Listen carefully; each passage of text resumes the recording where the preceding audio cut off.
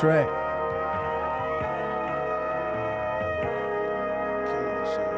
Actually, we can go right into it from the track. Are we running already? So this is Rose Tainted Glasses. I've been drinking all night, alcohol confessions. Yeah. Gripping a cigar tight, smoking your direction.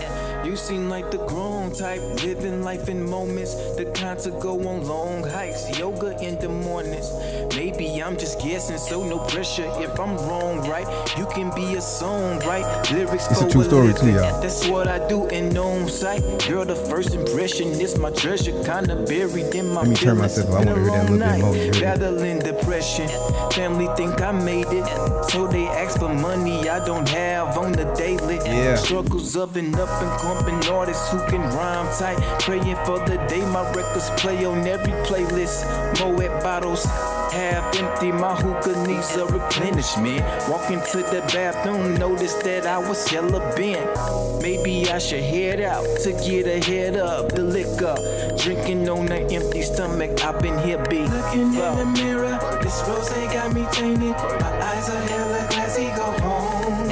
All I seem to see is big pictures. Some bougie acting strippers who don't wanna sit with me, I'm gone. Whatever. Behind these rose tainted glasses, making bad decisions. Man, it was a wild night. I should call a Uber, but no. Hell no. All the way to the beach. It gets wilder though. It's a little wild.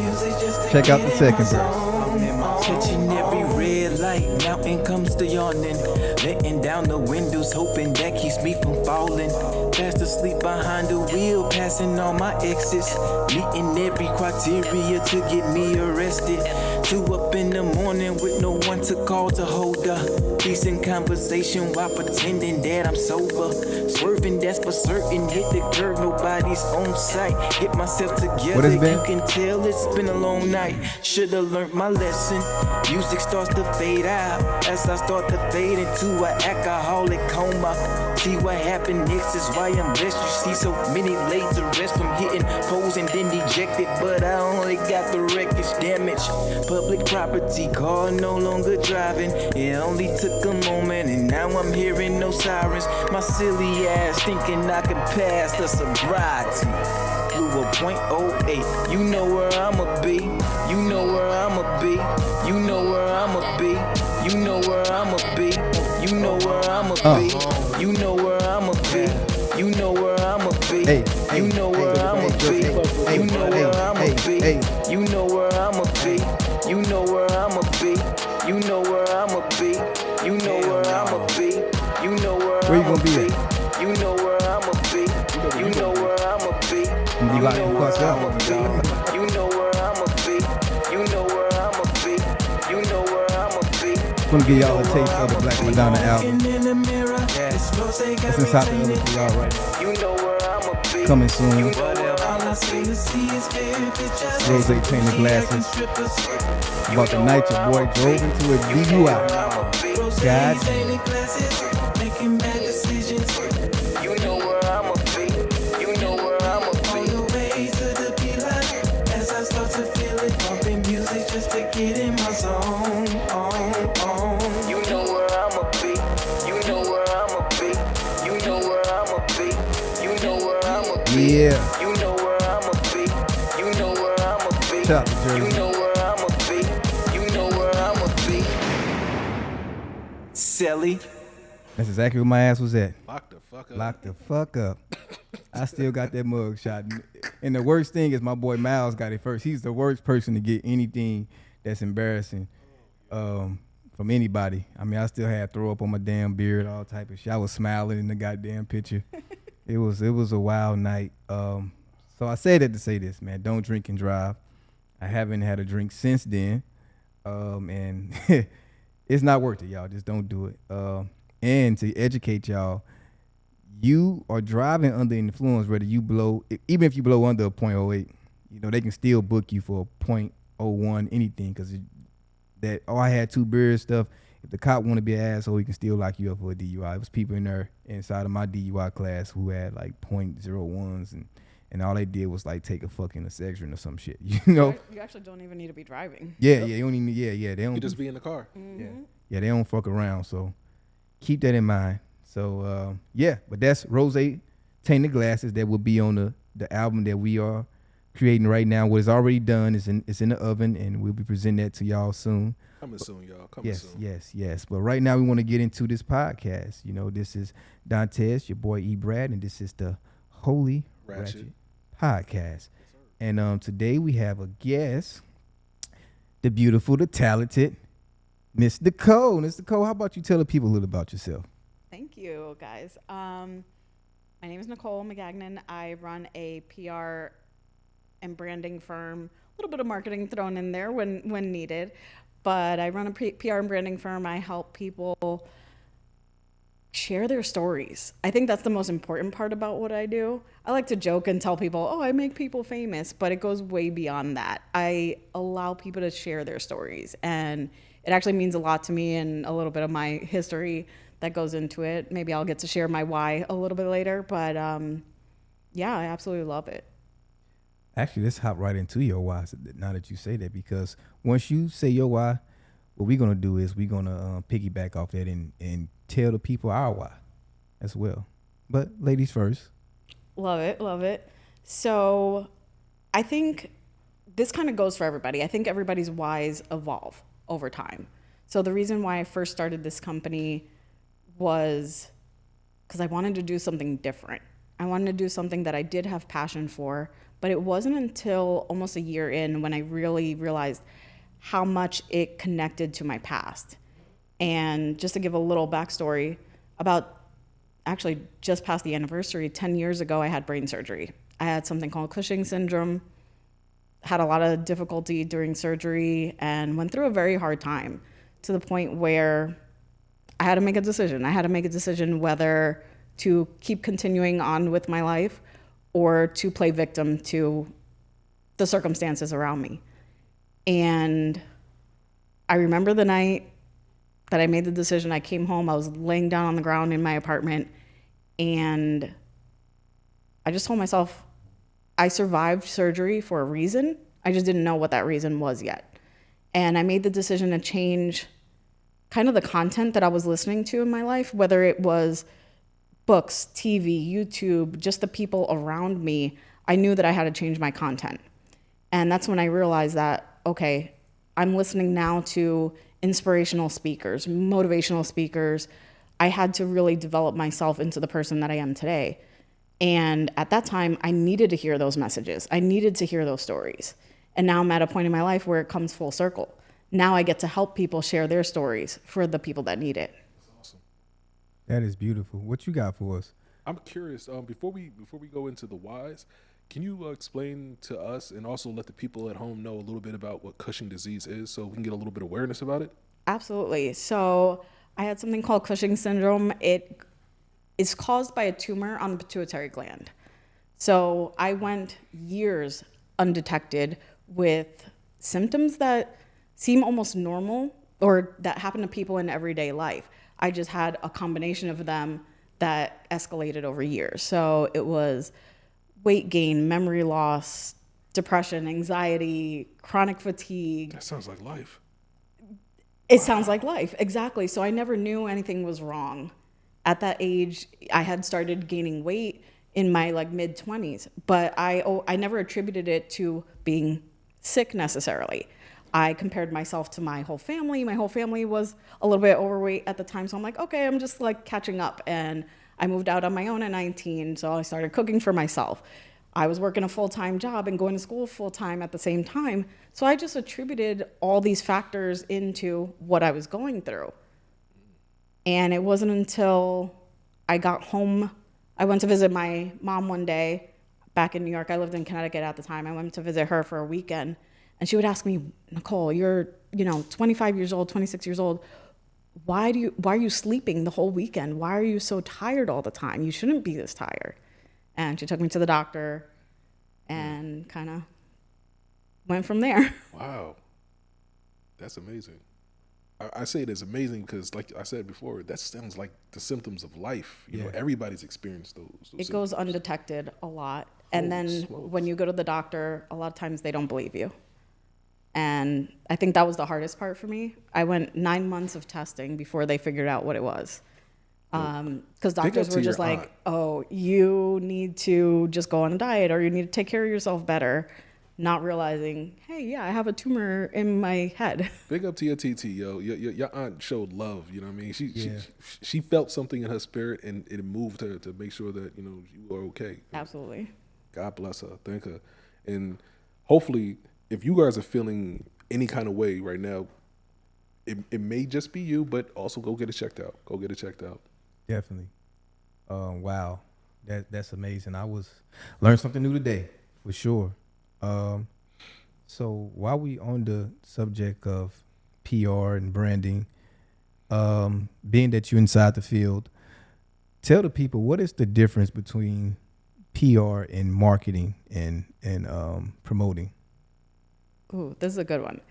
I love this question because a lot of people either they think it's completely separate things or that you need one over the other. And I like to explain to people, marketing is the stuff that you pay for, the ads, or any kind of paid media where you're getting placements, but it's sponsored by the company. PR is more media placements. I like to compare it and say marketing is you telling people that you're great. PR is somebody else, like a reporter or journalist. They're telling people you're great. Okay. So it's a third party resource, but really they go hand in hand. In order to grow, I mean, some of these brands that have just been around forever. Look at like Coca-Cola, Apple, Pepsi. They've been around for a very long time. Their brands themselves have grown to an extent where they can do other things besides what the original product or service was that they're doing. Mm-hmm. Apple, phones, headphones, TV, anything you can think of now, anything except they for do it. Computers, I mean, we're here in Orlando. Have you gone to Disney Springs and seen the Coca-Cola store? What's it, 4 or 5 floors? They got a bar on top. It's absolutely amazing what they've done. And all they have inside there is merchandise. There's people that just collect Coca-Cola merchandise just because. They sell stuffed animals. They sell everything else. That's not a drink. They do. Wow. And it holds value too. Good Lord. It holds value. Yeah, and what's dope about what she's saying is that I remember when I first got to Full Sail, one of the instructors, actually was my first class in Full Sail. He said this and it stuck with me. He was like, you have to make sure that you're remarkable. And what he said, what I mean by that is that you want to make something or create something so great that you don't have to sell it. Other people will sell it for you. Like, people will know who you are before you even get inside the room, because people be like, hey man, did you check this out? Or did you hear about this guy, He said, that's the effect you want to have on your market, is that when it hits the market, other people want to tell other people about it. Mm-hmm. Like as soon as it gets to this person, it goes to like 27 other people, because they're going to just keep telling people about it. It's like finding that what makes you remarkable, And I think it gives people options too. Yeah. And I think for the people that I work with, artists, creatives, influencers, they need other options, because creative burnout happens. You get tired of, posting on social media all the time and doing things. But if you're building a personal brand and combining the PR and the marketing, you can almost guarantee success at anything if your name is big enough. I mean, Jeff Bezos has a freaking rocket. Elon Musk has a rocket. But then we look at people like Rihanna, people like Lady Gaga, people like Kevin Hart just opened a restaurant recently. You think he wants to be in the restaurant business? No. But because his name is attached to it, guaranteed success almost. Yeah. He has a new sandwich out in Wawa too, by the way. Oh, wow. Yeah, that's crazy. And it's great that we talking about that, because this was something that, me and Brad talk about a lot, is about learning how to monetize your lifestyle. Definitely inside the industry, the entertainment industry, in music in general, because we inside of an era right now that a lot of artists aren't getting paid for the actual track, the actual song. So you have to learn how to make money around the music. Music is if you're doing music, definitely at the level that you think or you trying to do it, you should be doing it because you love it anyway. So because it's your passion. But you can make money around that passion too. Not saying that you're not going to make money off the music, but it's like you have to look who you are as a person and learn how to monetize off your lifestyle. Absolutely. Absolutely. And there's so many different ways that you can do it. I mean, look at yourself right now. We're sitting on a podcast. There's at least 6 to 7 to 8 different ways that you can monetize a podcast on its own.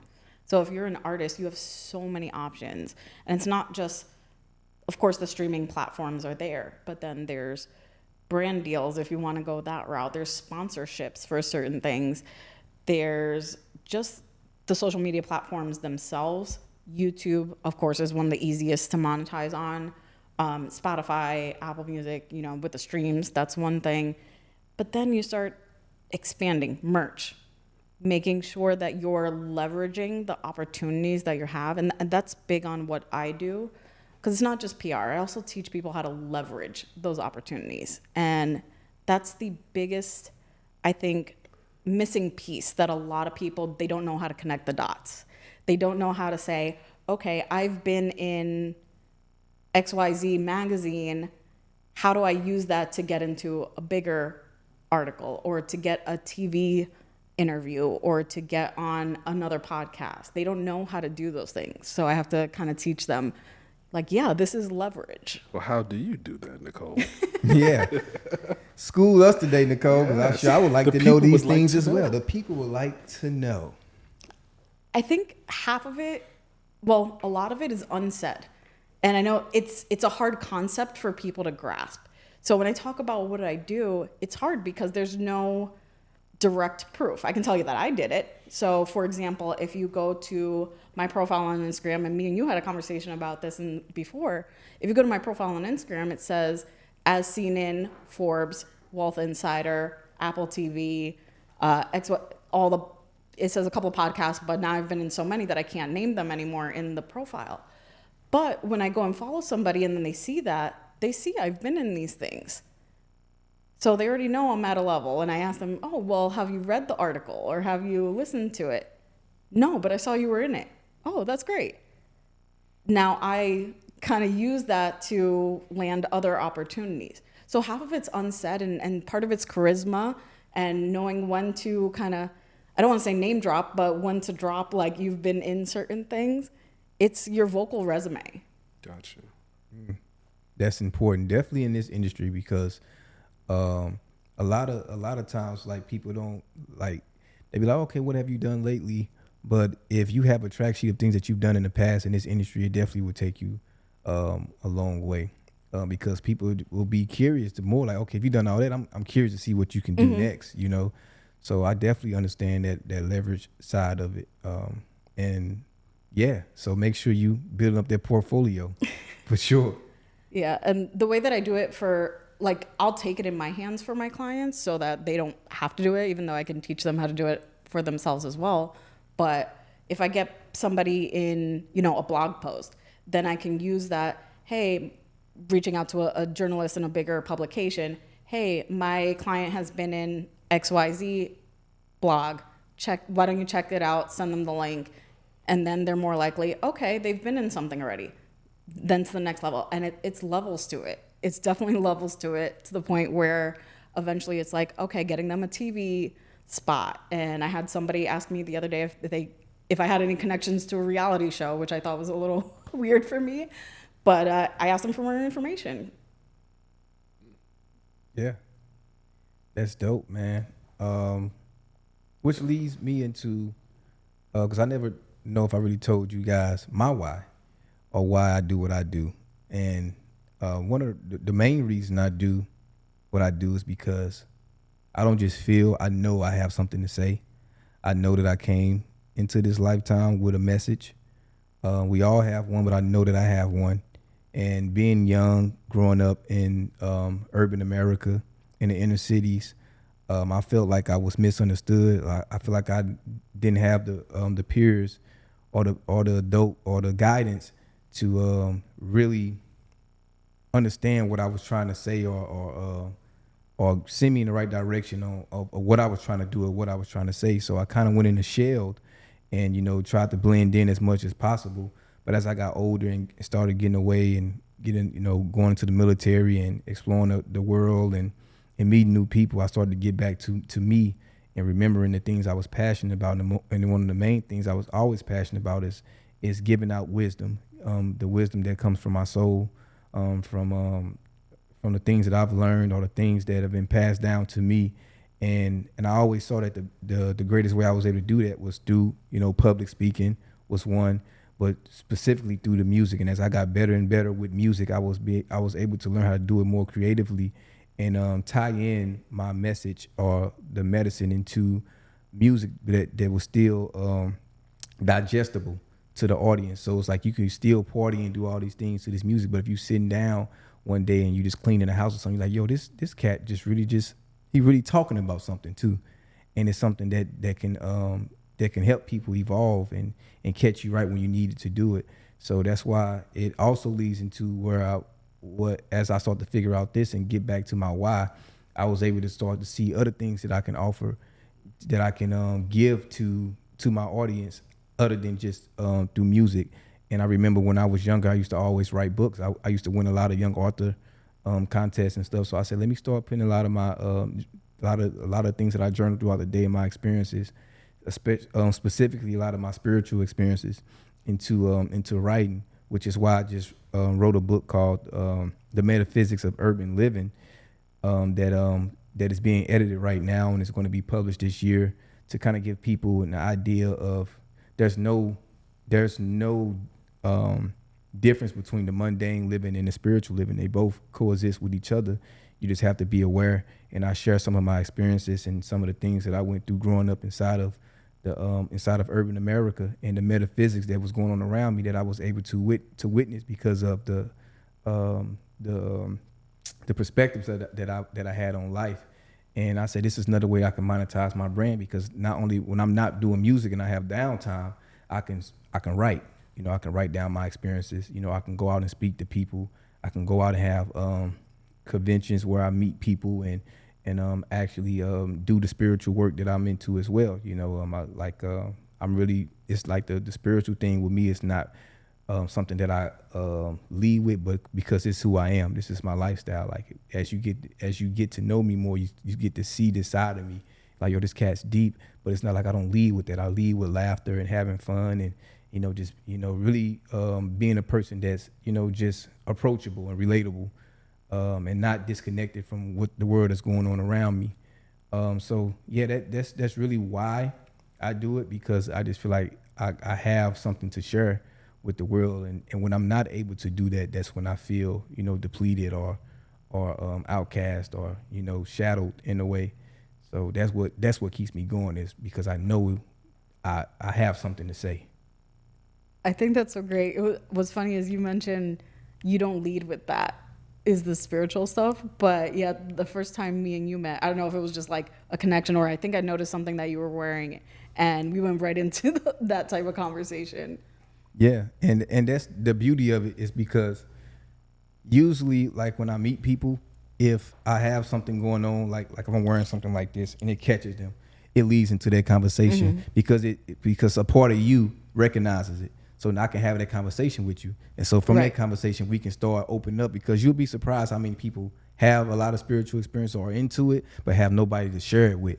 So like, I'm like that person you can come to and I'm just like, tell me every fucking thing. Yeah. I want to know it all. Like what's going on? Like, you know what I'm saying? Do you hear this sound too? I get deep into that. Like, oh, you hear that as well. Mm-hmm. Then it's like, then I because the energy that I give to people when they talk to me about their spiritual experiences is like, you're not crazy. This is really normal. This is really what is natural to you, If you're not having these type of experiences, that's when you need to worry about it, But we've been in a society where, they've made spirituality so spooky that when you hear about anything that deals with the spiritual world, it's devilish, it's demonic, but it's really life. It's life. This is how we're supposed to experience it, in full throttle. Absolutely. I know we just kind of supposed to follow that. We like left you to the side. No, I guess my why is simply, I'm a creator. I like to build. I'm an architect. same way my brother just explained that when he's not in his truth, he's not at his best. And I learned that when I'm not on my path, when I'm not doing what I'm supposed to be doing, the best things in life don't happen to me. So, for instance, I don't have any regrets in any decisions in any of my journey in life, but I decided to forsake my dreams and callings and what I wanted to do to what I felt I needed to do. You know, just being a man, a dad, a father, so forth and so on. I had to do certain things and neglect whatever it is you need to do, and you need to do this and make sure that this is taken care of. And once I realized that, damn, I can kind of do that in my sleep because that's kind of part of who I am already, to naturally take care and protect, I could still be me. And when I started just being myself, everything started coming together again. The right people started coming into my life. I started doing the right things. I've always been building, whether it's satellite systems, radio systems, making music, even building arguments, because I love to have a conversation. Yeah. Let's talk about it. That's for sure. All right, but I like dialogue. I literally love the conflict of knowledge, basically two opposing sides, and grinding into something and creating something else. You know what I'm saying? I love creating and building something else. You know what I mean? From base materials and creating something different. And that's basically, it doesn't matter what it is. It could be a dish, because I like to cook. You know what I'm saying? So it could be an outfit, because I like to get fly. It doesn't really matter. I like to build. You know what I'm saying? It's a beautiful thing. Me and my brother, we definitely love to build on spirituality, because I love to read books. I love to have conversations about everything. But when I'm not in my truth, I'm a horrible person. Man, you know? When he don't eat, he's a horrible person. You do not want to be around angry. him when he hasn't had anything to eat, man. Like, he is the worst person when he hasn't eaten. But if I walk in his house and I can just tell if he ain't ate, I'm like, man, you want a bagel or something, man? You good, man? They'll get you something to eat. Not these Florida bagels. Yeah. No. It's not this. It's not kosher. It's not kosher. And one of the great things it's about like Florida pizza. About me and Ed's dynamic is that it's like the perfect combination, because it's like, I'm gonna always look at, like, if this is a great example. If you come to us, right, and both of us sitting there and you play a song for us, and you be like, yo, man, y'all check out this song. Now, if I go first, I'm gonna tell you all the great things I heard about the song. Like, yeah, this and that, man, you can work on this. Soon as it gets to him, he like, well, first of all, I didn't like the drums. So when it gets to the drums, y'all know who did the drums, but you might need to go over here and get this and that. Like he's definitely a builder, but he would break down that house and build it from the ground up if he don't like it. Like, and that's because I've seen him do it and to people. I'm like, woo! Like, a guy walking up to us, he like, hey man, check out my beat, man. I made beats. And then he'd be like, what you think about that? He'd be like, no, nah, that ain't it, bro. So what I say is, like, first of all, hi-hats, new ones. Get those all the way out the way. I'm like, whoa. I'm like, woo. Like, you know this? I'm like, you know him? Did you meet this guy already? I'm just sitting back there like, I don't really know much about hi-hats, man, but they sound like alright to me. You know what I'm saying? Sound alright to me. So, like, he'll do that, but the great thing about it, he does it to me all the time. So, I have to deal with it too. But the difference is this. He doesn't do it from a place of, like, being malicious. He really does it because he wants to see you do or be better. It's always constructive. It's never on some hating stuff or nothing like that, because if it's cold, he gonna tell you it's cold. But if it needs work, he's gonna give you constructive criticism, whether you like it or not, and look at you afterwards like, yeah, I said it. But it's coming from a space of, like, because I want you to do better. It's been times I write a verse and he'd be like, bro, scrap that whole verse, bro. Mm-hmm. I'm like, man, you don't think so? Like, nah, I ain't feeling that flow, that tone, this and that. But he be right, because sometimes, as an artist, you can be married to your, like, something that you do, like, yo, that shit was cold, I did it. But he be like, nah, that ain't it for this, bro. Like, that ain't it. That ain't what I was looking for. Thank you. I think that's better. I think that's better to have somebody in your corner that's going to be blunt with you. Yeah. I think sometimes that's the hardest part of my job, because you want to be so supportive, and then it's like, hey, I need you to do X, Y, Z. I know you hate it. I know it sucks, but you got to do this because you have to. Yeah. Just do it. Get it out of the way. That's part of my MO, though, because my mom grew up My mom wanted to be a Black Panther. You know what I mean? Like she was actually part of one of the New York chapters. Like she really wanted to be part of this movement. Like That's interesting. She raised me extremely militant. I was in school since I was 2 years old, and she's always been a teacher. You know what I'm saying? So like, I'm not sure if you're familiar with this, but up north we had something called Job Corps, where you know.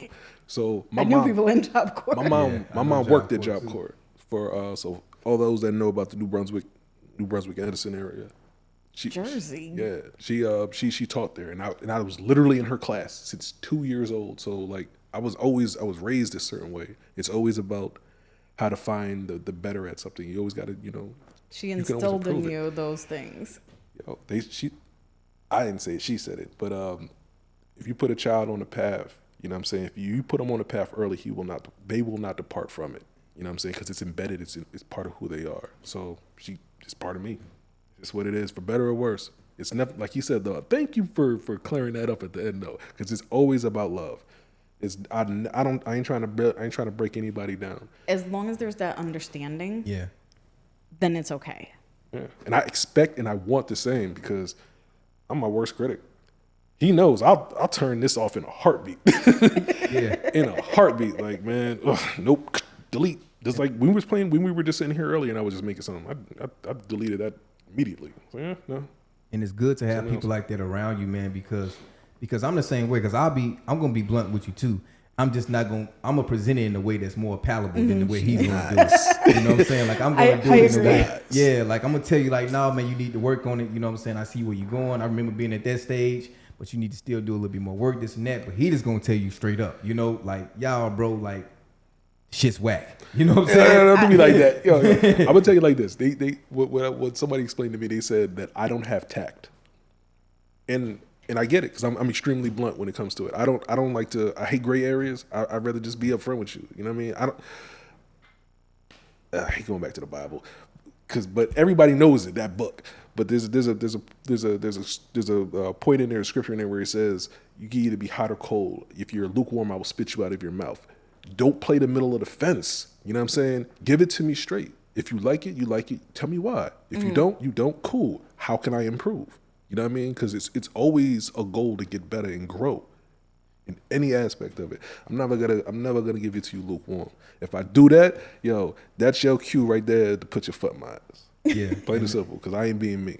And that's how we are over here. That's how the team has been built. Like, we just completely honest with each other, like that, and completely honest with each other, kids, all that, you know. And that's the beauty of having that inside of your circle. Is people who gonna keep it real with you, but you also have to be able to take constructive criticism too, and not take it personal, because you know, if he checking me on something that he's doing, or if he play a beat to me and I don't like it, and I just go and try to do it, then how are we growing? How are we getting anywhere? You know, I have to let him know, like, nah, that ain't for me. Send that to, you know, Kevin or something. You know, like, it ain't for me. You know, and that's with everybody around us, everybody that we deal with. Like, we prefer it that way. Like, it's a beautiful thing. Yeah. I'm sort of the same way, but I'm a girl, so I had to figure out how to put it a little nicer. I call it kindly putting people in their place sometimes. But it's definitely gotten me in trouble. That's the Connecticut. That's not the Yonkers.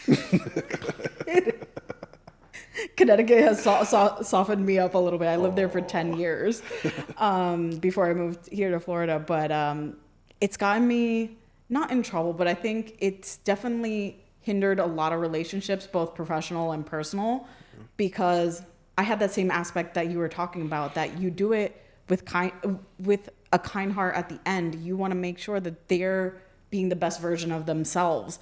And I think some people didn't know how to take that. And it just seemed like criticism to them, but it's not knowing that it was from love, because I saw potential, and that goes into a whole nother aspect of different relationships. But even in what I do now, I find one of the hardest things is seeing potential in a client of mine or in a prospect that they don't necessarily see it in themselves, or they don't fully believe it yet. So I can't want it more than you. Yeah. And it's so hard. It's so hard, because I can see everything, how amazing this person can be if they only just put the effort in. But I can't want it more than you. Couldn't have said it better myself. And you'll be surprised how many people out here want you to believe in them and they don't even believe in themselves. They want you to trust them, but they don't even trust themselves. Absolutely. And it's like, whoa, you ain't even giving me nowhere to start at, buddy. You know, and this is something I always tell a lot of artists that's coming up too. You know, because I'm still coming up myself. I'm still busting through the ranks as well. It's like you can't be so caught up on who's not supporting you. You have to be more appreciative of the ones that are supporting you. And the most important thing, you have to be supporting yourself. And because I've been at a phase early in my career where it's like, man, why my own family not, doing this? Why they not downloading this? You can't be worried about that, because you got to understand one thing: people got a life. We out here, we all going through life, and just because a person don't show you support in the way that you think that they are, it doesn't mean that they not rooting for you. Because like I say, people going through life, man. A lot of people going through stress and depression and stuff, man. And if they could, they would, And some of them just don't even know how to support you. Like, they don't even know where to start. Mm-hmm. So you can't even be sitting around worried about like who's not supporting you. Just appreciate the ones that are supporting you, and appreciate the people that are in your corner. And I guarantee you, from that appreciation, you're going to continue to grab more people that do love what you do and support what you do. And then those ones, once you get catapulted to the position that you feel that you want to be, that you consider success, those people will come around and support you, because now it's like, oh, now I see it, because sometimes people just don't even see your vision at all. They ain't meant for them to see it. It's your vision. You got to go all the way through with it. And once you do, then people are like, oh, that's what he's been talking about this whole time. Now they see it. So you said that perfectly. Yeah. I have that conversation multiple times a week with people and explain to them that their friends and family are, whatever you're in, your friends and family are usually not your target audience. Exactly. They just aren't. And for me, I said this actually to somebody that I had a meeting with this morning. Your clients will quicker become your friends than your friends become your clients. 100% believe in that. But that's real. They will be the first ones when you do make it to a certain level to be like, oh, I always knew you could do it. That's what they do. I always knew you could do it. Just take it for what it is. Don't take it to heart. Exactly what you said. Everybody you got gotta just Uncle keep Johnny. moving. We love Uncle Johnny though. Yeah. Yeah, man. Yeah. And then I come from a hometown that it's a reality. It's true. And I'm quite sure that y'all can say the same thing, because we come from similar backgrounds. I come from a hometown where people love to see you doing good as long as you're not doing better than them. I've had family members, friends that I grew up around, and they don't want to see you out here bad. But if you doing better than them, that's when they become an enemy. That's when you find out they talk about behind your back. Oh, he think he this, he think he that. And it's all not because, you a bad person. It's because now you are, in their mind, you outdoing them, you outshining them. And that's a sickness definitely inside of what I see where I come from, because I see it a lot. Like, just like even in my family, like I see like a cousin who was struggling to get by, and but everybody wanted him to see him do better or something like that, and then he goes and do better, and then one of the uncles or something got something to say about him. Mm-hmm. Or I always want to remind you of who you used to be, or like this and that. It's like, like, damn, like what the hell is going on with this, So that's something that we need to check in our community, because that's nothing that's pulling us down when it comes to that mindset in general. I think the sad part is that a lot of people, once they do reach that level of success and they are doing better, we don't want to see anybody do worse.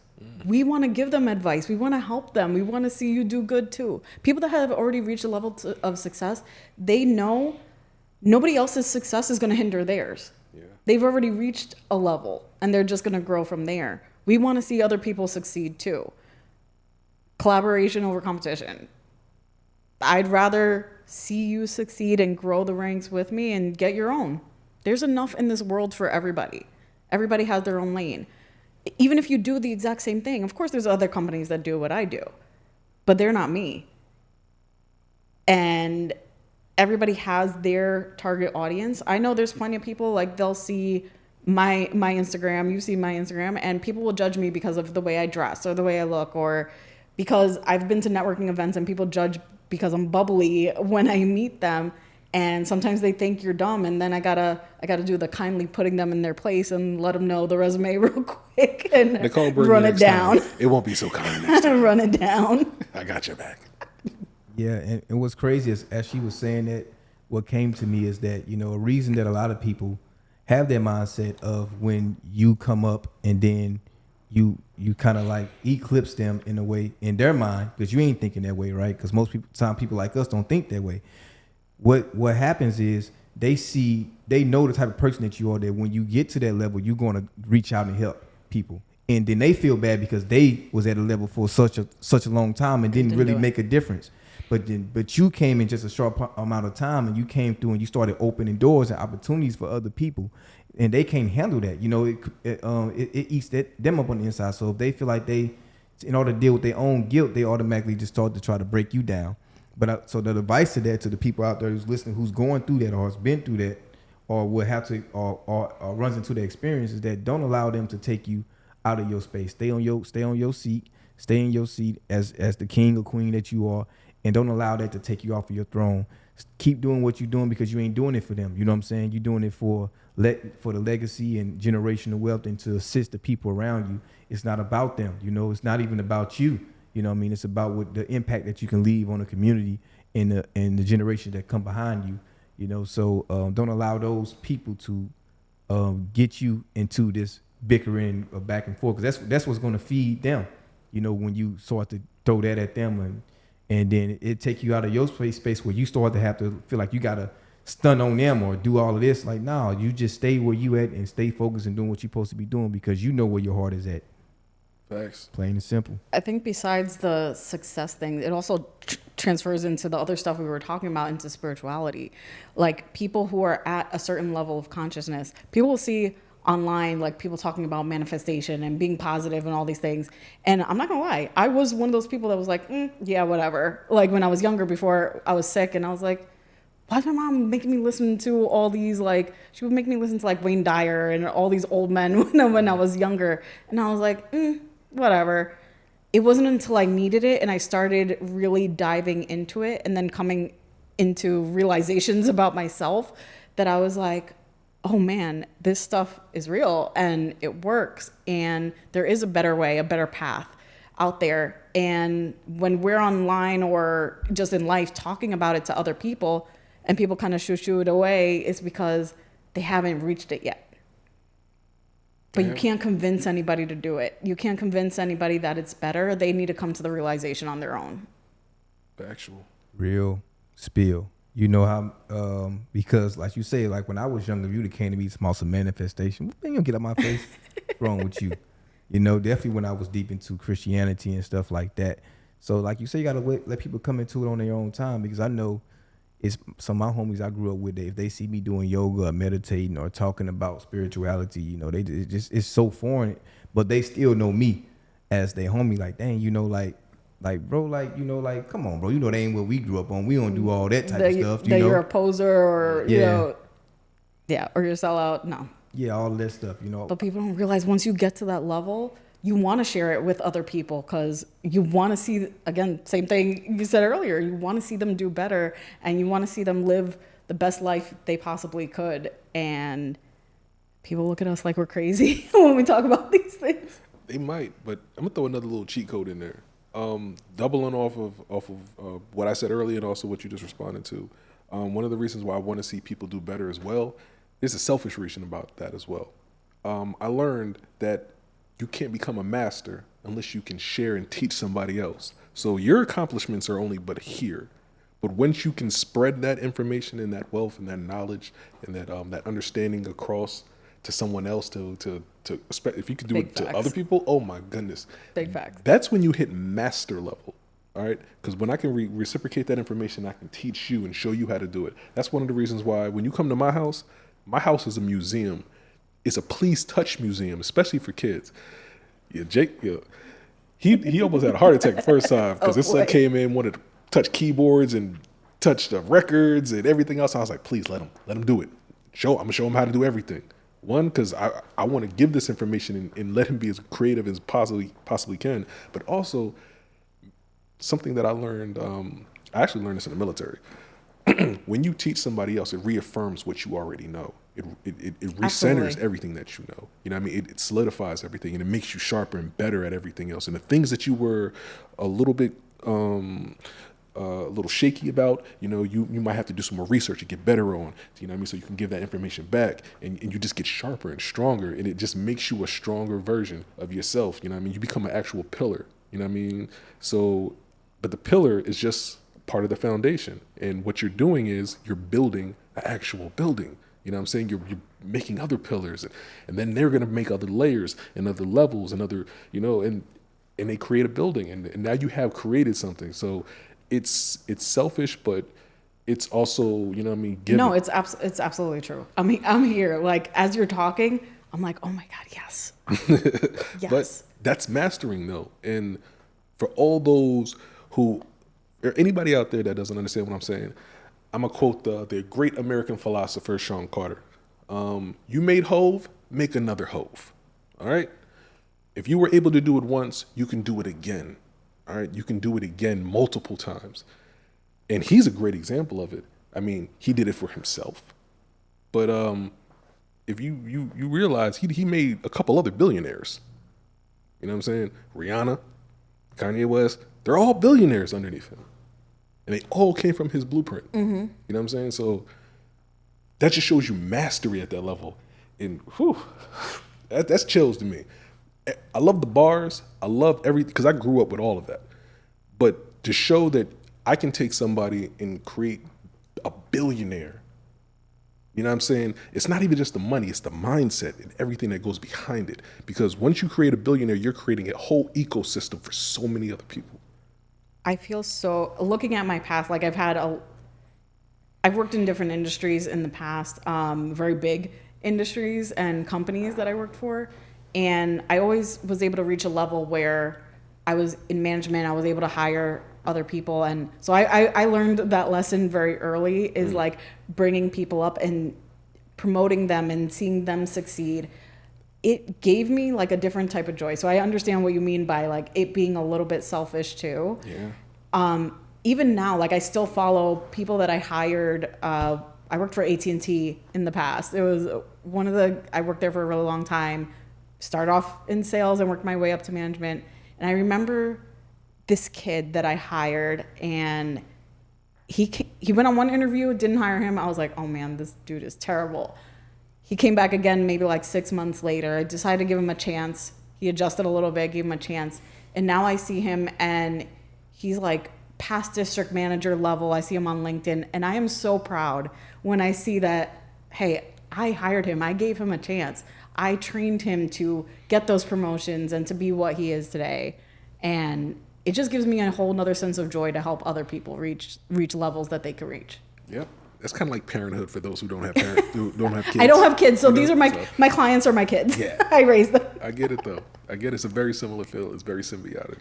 And what's great about what she's talking about, and she touched on it earlier, is that we all have the choice, right? And like when she said after her surgery, she had the choice to either play victim to the situation or to stand up strong and go out and live. And we all get in those situations where, like, you see a lot of people, like some people get caught in victimhood, man, and it's just like they just keep making excuses of why they life is the way it is, instead of finding solutions on how to get out of it, you know, and move forward, you know. So every morning when you however your life is, you know, you still gonna make the choice through that day to rather be a victim to the circumstance or to rise above it and find the solutions and keep pushing. But that's your choice, you know. So you got to have that mental strength and the willpower to push through any situation, because the truth is, some things, you know, happen by from, you know, it's just out of your control. That can happen, but a lot of things in your life is in your control, you know. So the things that you can control, you wake up every day and you work at those and you pick at those, and the things that you can't control, don't even worry about them, because it ain't in your control in the first place. It will eat you up. Yeah. Kind of sounded like me a little bit, man. You're a little more understanding. You know what I mean? Yeah. I'm the one that's like, hey, man, you need to deal with it. Yeah. All right? All right, you made these choices. That's usually my stance, man. But I get it. I get it. He's 100% correct though, man. Ultimately, period. What you said is correct, man. Things are gonna happen to you, but it's always about how you respond and how you deal with it. You know, 100. I can say 100%. It's what they say. It's 90-10. You know, what I mean, 10% is what happens to you. 90% of what you do.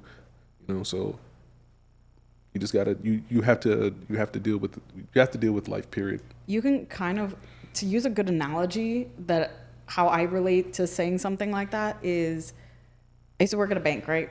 And part of our job was to sell credit cards. We had to ask clients, hey, you want to apply for this credit card, blah, blah. And I worked in a neighborhood where we had all sorts of people. I had millionaires coming in, and then I had people that had nothing. And I would ask everybody, did not discriminate, ask everybody. That was my job. But there were the people that just went in and said, you know what, my credit sucks, don't even run it. Other bankers or other people in that situation would have been like, oh, okay, and then just move on to, I'm not getting nothing, let me move on to the next client. Me, I would sit there and ask them, okay, your credit sucks, what are you doing about it? Something like that just like life, it changes. You're not stuck because of that one thing that happened to you. And even if other things happen, you can either, again, fall victim to it and stay in that place and stay stuck in that mentality. Oh, my credit sucks. Oh, I got sick. That's it for the rest of my life. No. Now, how are you moving forward from it? How are you using that to change it to get better? And now I can say I just passed the 10-year mark of being tumor-free. And am I in perfect health? Absolutely not. I'm in pain every day. But I move forward. You would never know it. People talk to me and they're like, man, I would have never guessed. Because I don't let it run my life. Does it affect me? Yes. But I don't let it run my life. I want to still live as much as I can to the full potential. And it was after that happened where in my 20s, it was all about work, be as successful as you can, do as much as you can. And I don't remember ever like taking a vacation. I was laying in a hospital bed with my laptop from work. Somebody had to take it away from me. And it wasn't until after that, and I think being sick at that age, when you're in your 20s, nobody thinks everybody thinks they're invincible. Like nothing's gonna happen to them. And it was a very hard reality check for me. And it wasn't until after that where I started, man, I really want to do the things that I want to do. I'm not going to put them off because I don't have somebody to travel with. I'm going to go on my own and do different things that I wanted to do. I like her, man. Yeah. I like her, man. Yeah. That's that right energy. That's what I'm talking about. I want to give y'all a life hack, specifically when it comes to money, because I like talking about money. Because who doesn't like talking about money? Who doesn't like talking about money, right? Broke folk. It's broke. It's exactly. But this is what I'm talking to. I'm talking to the broke folks with this one, right? That part, yeah. Is that you never want to send money out from your person from a place of lack. And what I mean by that, to give you an example, if you at the store and you know you need to get some flour to bake a cake, right? But you look at the flour and the flour is expensive, and you thinking inside of your mind like, okay, damn, it's expensive, I need to do this. And like, if you go and buy that flour and spend that money on that flour at that time with that mindset from that state of being, you're only going to bring more experiences of that lack into your life. You have to look at it that you are investing in yourself because you need that for your nourishment.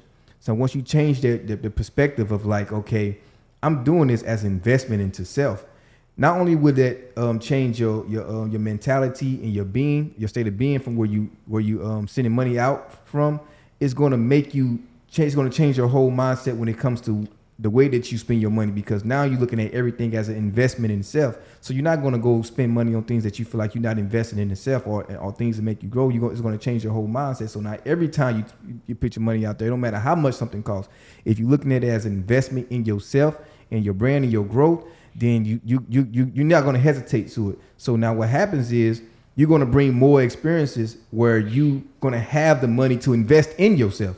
You're going to start it. It's going to open up more opportunities and doors for you to have more money to invest in yourself more, because what happens when you invest in something, you get a return, right?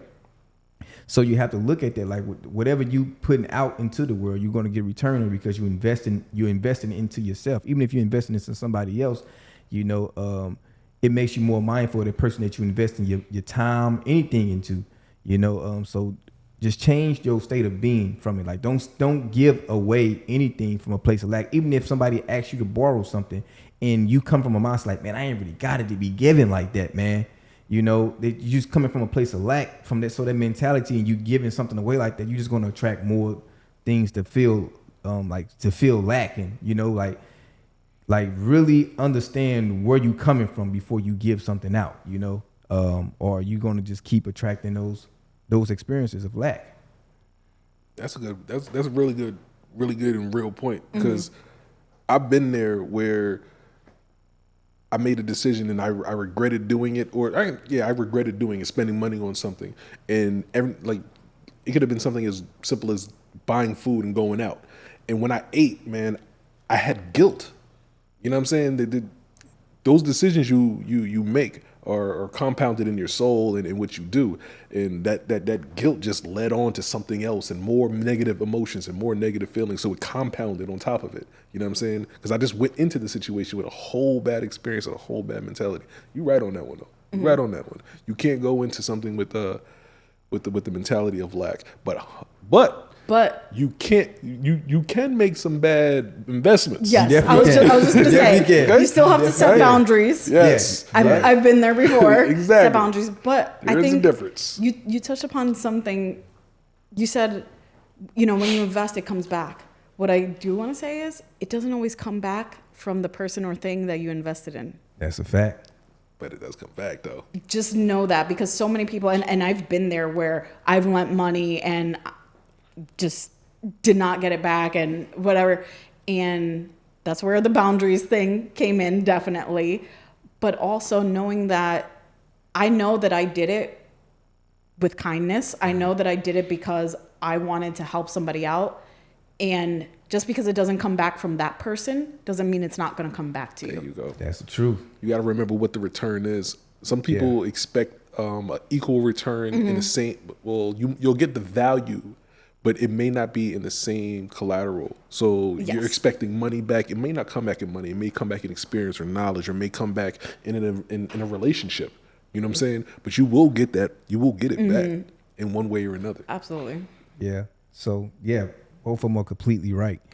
And the biggest thing is just check where you coming from when you're doing things. Like really just check where you coming from with it. Like even if it's as simple as somebody asks you like, hey, tomorrow, man, could you help me move? And you know you don't want to help them move.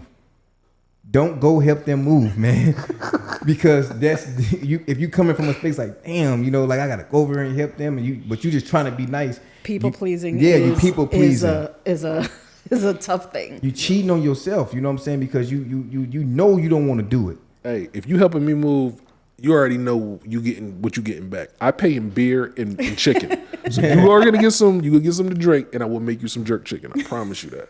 All right. So you will be fed. You get some to drink. I think that was one of the hardest things for me, was like learning when to cut people off, when to say no. And it's difficult for some people, especially when it comes to family and friends. How do you feel about saying no, Nicole? How Singing? do you feel saying no? Oh, saying no? Yeah, exactly. Saying no. How do you actually feel about that? In the moment, sometimes it's hard and it eats me up to say no. I think I've also reached a certain level where there are some things that I'm just okay with saying no, because I know it's for my own sanity. I have members of my family that I've completely cut off, because kind of what we were talking about earlier that you mentioned was, you know, trying to lift people up and making sure they're the best person they can be. And it's amazing how growing up under the same household, 3 different children can go 3 completely different routes in life. And there was a certain point where it's like that old saying where if a kid goes and touches a hot stove, you kind of let them learn their lesson. I'm not going to keep putting my hand on the hot stove over and over and over again. I'm just going to cut it off because it's for my own sanity. Why am I going to keep getting hurt over and over again by the same person? Just cut it. But how does that work in hard. actually in your field as far as PR? So when you're dealing with a client, how do you tell your client no? How would you go about that? Can you give me an example of that? Ooh, that's a good one. Okay. This one's tough. I've had people before that, I don't like to use this term too much, but I've had to fire a client before. Hey. It was actually a mutual decision. It was just something that, as we started working together, there was a difference in communication styles. And I know what we had, like we did our best to fit what they needed. And we both decided, hey, maybe this is not the right fit going forward. And just had an open conversation. I'd rather tell them nicely, but the truth, hey, maybe this isn't the right fit. Maybe I can recommend you to somebody else. I'd rather do that for a client than try and do something that I'm uncomfortable with or that I know that I can't perform on. Like right now, I have a certain amount of clients that I can take on. And if somebody else tries to come on, I would say no once I reach my limit, because I know that I need a certain amount of time, a certain amount of effort put in to make sure that I'm giving my best to my clients. And if somebody tries to come in, or sometimes it's hard setting boundaries with them because there's people that they want to talk to you 24/7 or, call me after hours or on certain times where they probably shouldn't be calling me. But sometimes I fall right into it and I'll answer them. I'll get a text at like 2:00 in the morning and sure enough, I'm up and I'm like texting them back. But other times I'm like, no, don't answer them. Answer them tomorrow. You'll figure it out. So for all y'all out there, no hotline bling for Nicole, okay? None. Stop it. All right? Business hours. Yeah, you have to learn how to say no, though, for sure. Just as much because I'm a person who don't like to tell people no neither. But I have to learn, man, for yourself, for your own sanity, sometimes you got to just say no. And it goes into what I was saying, like if you know that you doing something or saying yes to something you should have said no, it's going to have you while you doing it or in the presence with the person, like feeling like, damn it, why am I here? You kind of just cheating on yourself. You kind of taking you're not being authentic to yourself. I'd rather just tell you no and deal with it. Like, nah, I'm not doing that. It takes a lot to reach that level. And I think a lot of people struggle, especially what we talked about earlier with their friends and family, trying to say no to them. And I know I mentioned earlier about changing my content when I got sick and making that decision. Changing your content is not only changing what you listen to or the books that you read. It's also sometimes, hard enough as it is, changing the people around you. Yeah. Because that old saying, show me your 4 closest friends and I'll show you the 5th. That is so true. That is so true. If you have a different mindset than the people around you, you can still stay, quote unquote, friends with them, but naturally you're going to grow apart. Yeah. Yeah. Factual. And that's hard for some people. And what's crazy is that with me and Brad's dynamic, like we are lone wolves. Like I don't know if it's a Pisces thing, but we kind of just, we kind of just. You both Pisces? Yeah. Oh boy. That part. So we kind of we very isolated, and shoot, even with Miles, because he's a water sign too. He's a Cancer. With Sin, he's a water sign. He's a Scorpio, and we all kind of just be in our own little worlds. See, I'm like that. Yeah, I spend more time with myself than anybody. And all of them are the same way. We all as long as you learn how to appreciate it. Now I'm same thing. I'm at an age where I like spending time with myself. I enjoy my own company, and I work from home, so it's great. I would rather be there and do what I want to do than be forced with a bunch of people that I don't really like and doing something that kind of sucks. But I attribute that to the reason why we evolved the way that we evolved too, because we really do grow more when we sit with ourselves, because we know how to deal with ourselves. So the things that we need to work on while we in isolation, we are able to work on those things. So now when we come back together, I haven't seen him in person, probably like a month, maybe a month and a half. But when we come back together, you see the growth in the conversation, no matter what we've been through. Whether if I had to go home because my father was sick, and I had to be inside of my environment I grew up in, which is pretty low vibrational, to say the least.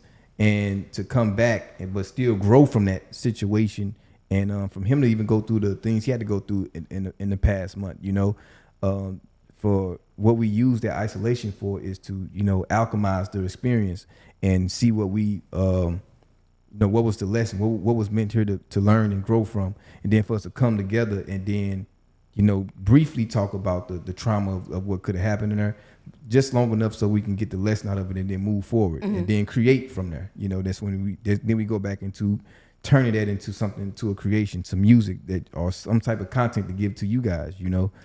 I feel like we're going to be having a lot of conversation, a lot of very long conversations. I'm the same way, but I'm definitely not a water sign. Word. It's okay. We accept all. We're very accepting. Yeah, but I feel like Pisces get a bad name out there, man. But we really are the thing No is comment. we are all of the signs in one. We are all of you guys' signs in one. So we can come off as like the know-it-alls, or that sensitive thing is I don't understand it, because I know some other signs that are you way hearing more a lot of bad sensitive Pisces talk out about there? Pisces. Yeah, You hearing a lot of bad? I don't hear it. I don't hear it. I don't be hearing it. I don't be hearing it.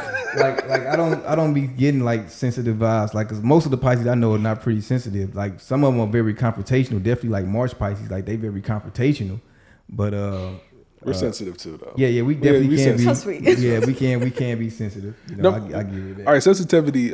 First things first. I'm very specific. So sensitivity, people have a misnomer with the word. All right, that just means that we feel, we understand certain things. We take in information. Very simply, we take in information. I can receive things. You know what I'm saying? I'm not a dead pulse.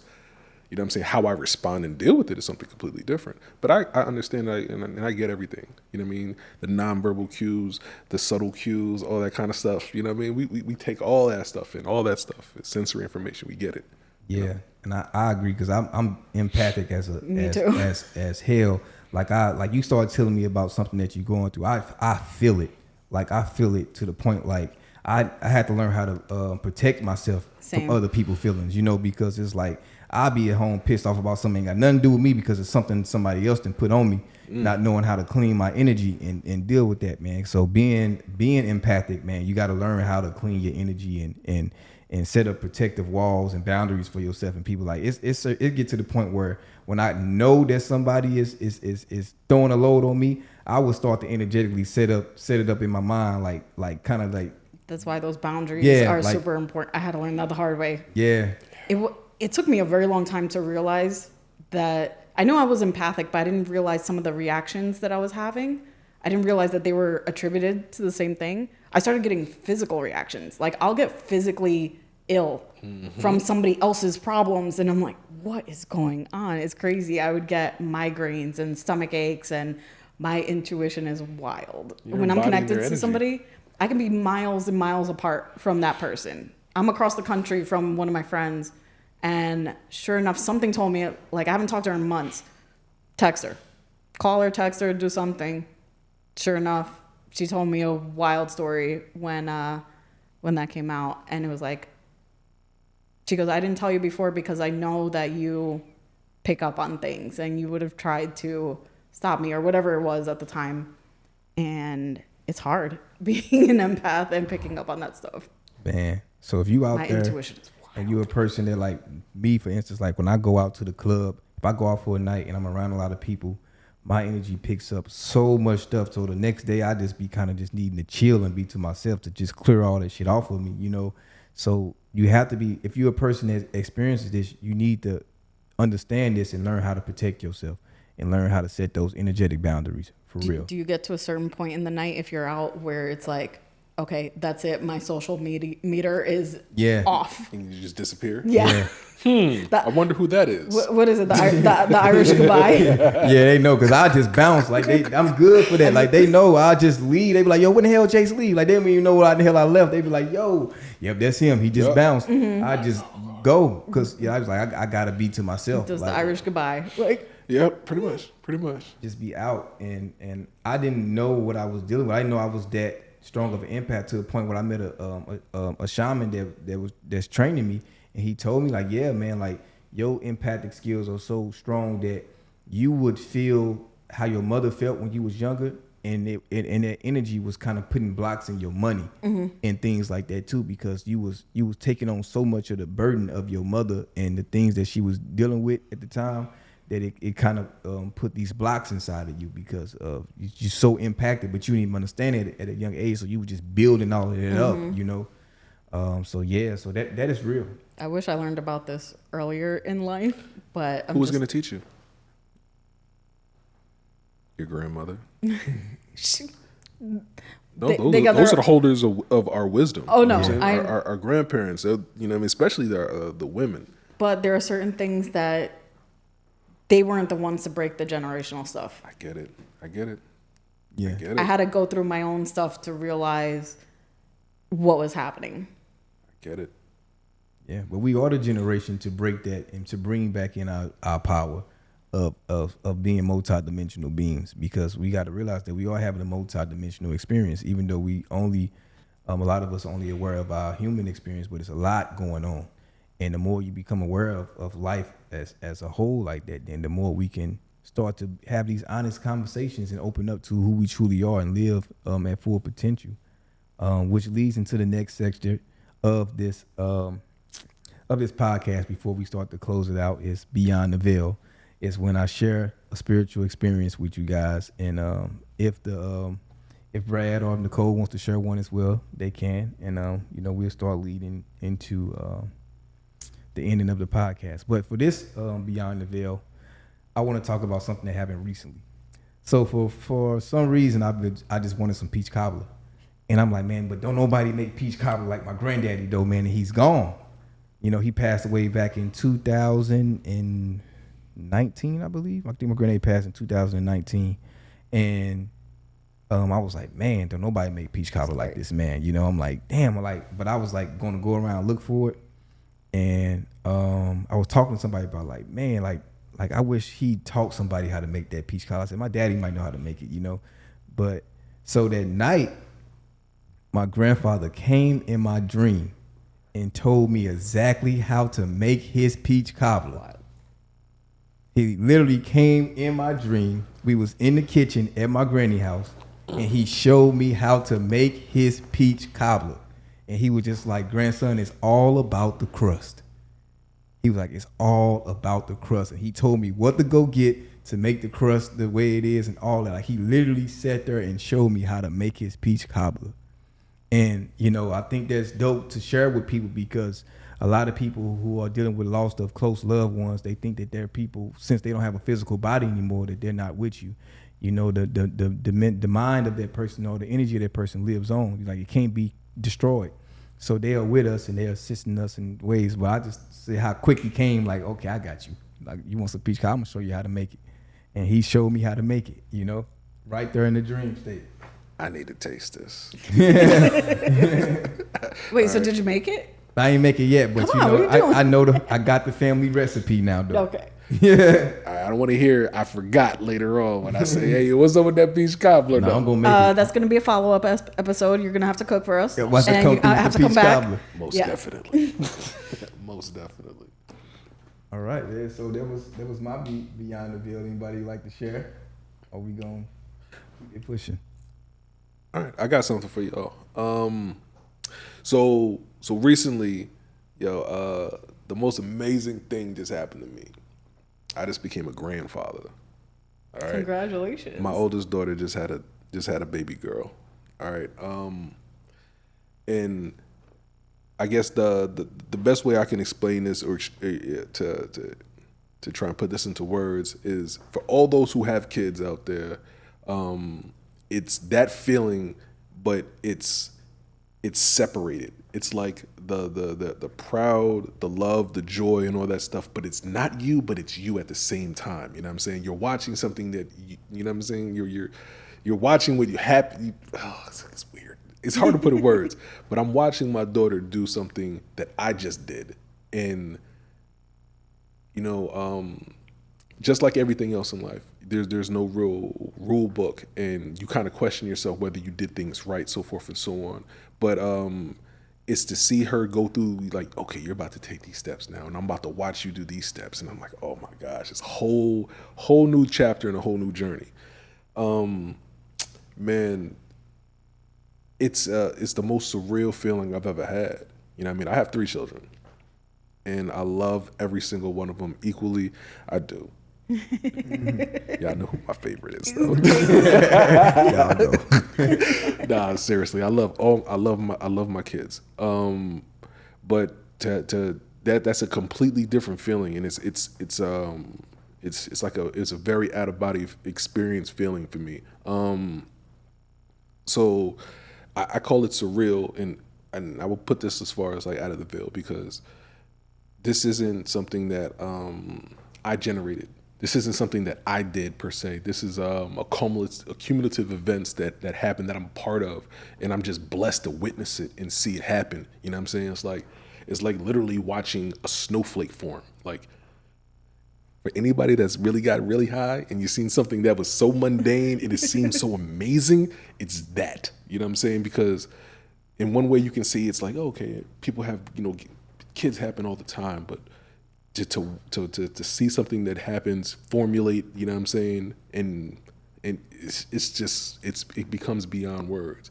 And I'm a dude that, like, I'm very specific about what I say, so I try not to be, I try to think before I speak, so I know what I'm about to say. I don't like anybody to be able to speak for me. I like to speak for myself, but this is one of the kind of situations where you don't have the words for, you know what I'm saying? It's purely something that, like, all you can do is feel it. You know what I'm saying? You really can't. It's hard to express it. All you can do is just be present in the moment. And man, yeah, I'm kind of glowing right now. It has to do with that honey water too. That honey water. Yeah, that honey water take you farther. They don't know about that. Get on our Patreon. You know what I'm saying? We can get you on the honey. But yeah, that honey water, holla at us. All right. But so Sublime and man, hard to express feeling. But one thing that I'd like to also double up on was this. I'm grateful to be able to see hope. You know what I'm saying? Because that's one thing that lives and new children and new lives represent. And it doesn't have to just be lives. It literally can be new creations, new ideas. So don't think it's just about children. This could be anything that you bring forth. It could bring hope. You know what I'm saying? Hope equals possibilities. You know what I'm saying? And those possibilities and hope is endless. It's all in what you feed and put into it.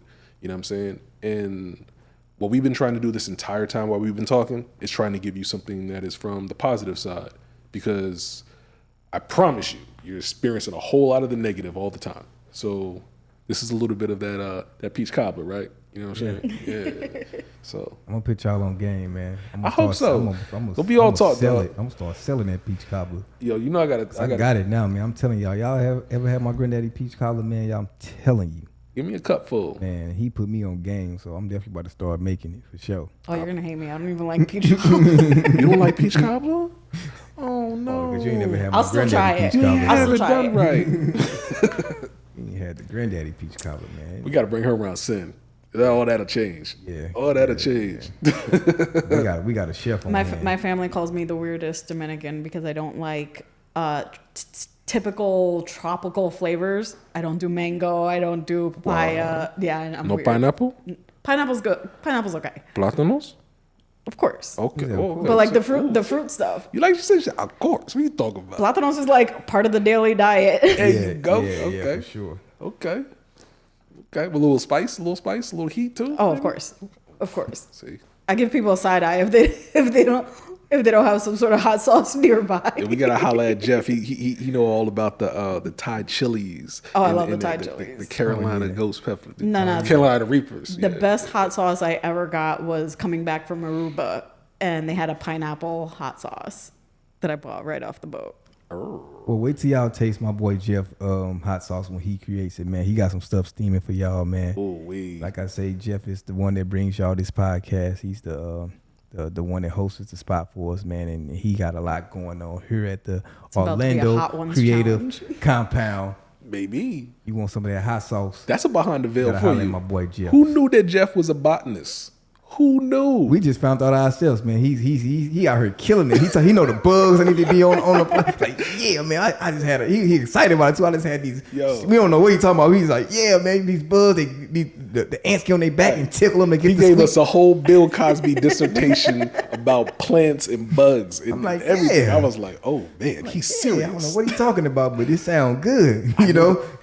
But he was on it though. I'm like, yo, this, and because like what's crazy is it started off with just that one pepper plant out there, and then About 14 more. man, like 14 more. I'm like, yo, Jeff is on this, like he is on it hard body, like he's like, yeah, I'm giving away these two. I'm like, yo, like he really out here with it, man. I'm like, yo, like I love to see it because what he don't know is that I'm about to be sitting there picking his brain because like I'm into that, like I'm into it, but I need to learn more about it, and so I need to become a student of it. And what better than somebody who knows it like the way he does too. So shout out to Jeff, man. Shout out to Jeff. Never be the smartest person in the room, y'all. Definitely. Never be the smartest person. So with that being said, I want to say thank you, Nicole, for coming to share this You're very space with us welcome. today. Hold I on, hope we can bro. do it again. We never even got a chance to ask her what the name of her company is. Oh, She yeah, didn't I'm give us a about tell. to lead into Oh, all my that. bad. I got you. Go ahead. So I want you to tell the people the name of your company, where they can find you at, and all that good stuff. Absolutely. So the name of my company is Growth Grabber. I literally took what I do literally. I grab growth for clients and just lift them above where they currently. I can't be serious with you. You can find me online either at growthgrabber.com or on my Instagram pages is all my name at Nicole_Magagnin. That's going to be long. You might want to put it in there. We're going to put it all in the description box below. So you That'll be guys can go underneath. right there and click everything. We'll make sure all the information is there for you guys to get to it, okay? Absolutely. I just share a lot of valuable information and hopefully people take something away from it. Definitely. So anything you got for him, Mr. E. Brad, before we shake and bake? Man, I'm just privileged. I'm floating right now, y'all. I'm floating. We have wonderful guests. We have a wonderful environment, a wonderful energy. I just want to leave everybody with this. I hope you guys took a little bit from it. Rewind, because there was a lot that we spoke about. Yeah, a lot. Rewind. Listen to it maybe once or twice. You know what I'm saying?